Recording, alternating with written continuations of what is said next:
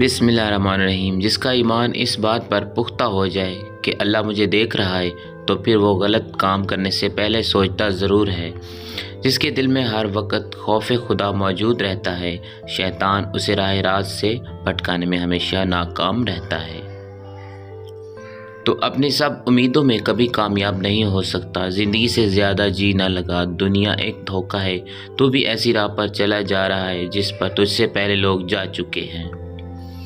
نماز جنازہ پڑھتے ہوئے چھینک آ جائے تو سمجھ جائیے آپ پر بہت جلد دولت کی بارش ہونے والی ہے۔ ہماری یہ چھوٹی سی ویڈیو اچھی لگی ہو تو اسے لائک ضرور کر دیجیے گا، چینل پر نیو ہے تو چینل کو سبسکرائب کر دیجیے گا۔